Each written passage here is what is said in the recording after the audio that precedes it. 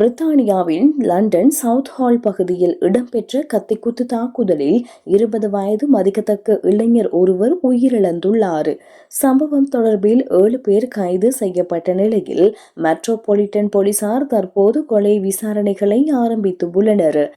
நேற்று நள்ளிரவு 12:41 மணியளவில் சவுத் ஹாலின் நார்த் வீதியில் கத்திக்குத்து சம்பவம் ஒன்று இடம்பெற்றுள்ளதாக லண்டன் ஆம்புலன்ஸ் சேவை பிரிவினரால் போலீசாருக்கு தகவல் வழங்கப்பட்டது.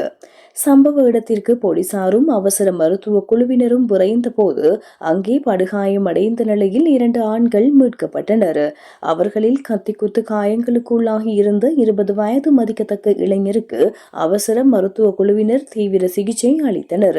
எனினும் சிகிச்சை பலனின்றி அவர் சம்பவ இடத்திலேயே உயிரிழந்துள்ளதாக பிரகடனப்படுத்தப்பட்டுள்ளது.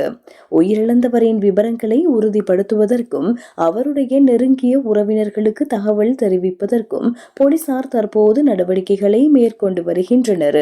இந்த கொலை சம்பவம் தொடர்பாக 20 முதல் 30 வயதுக்கு இடைப்பட்ட 7 ஆண்கள் சம்பவ இடத்திலேயே வைத்து போலீசாரால் சந்தேகத்தின் பேரில் கைது செய்யப்பட்டுள்ளனர். இவர்களில் 6 பேர் தற்போது போலீஸ் காவலில் வைக்கப்பட்டு தீவிர விசாரணைக்கு உட்படுத்தப்பட்டு வருகின்றனர். காயமடைந்த 7வது நபர் சிகிச்சைக்காக வைத்தியசாலையில் அனுமதிக்கப்பட்டுள்ளார். எனினும் அவருடைய உயிருக்கு எவ்வித ஆபத்தும் இல்லை என போலீசார் தெரிவித்துள்ளனர். இந்த கொலை வழக்கு தொடர்பான விசாரணைகளை முன்னெடுத்து வரும் பிரதான போலீஸ் அதிகாரி மேத்யூ டென்பி கருத்து தெரிவிக்கையில், உயிரிழந்த இளைஞரின் குடும்பத்தினருக்கு எனது ஆழ்ந்த இரங்கலை தெரிவித்துக் கொள்கின்றேன்.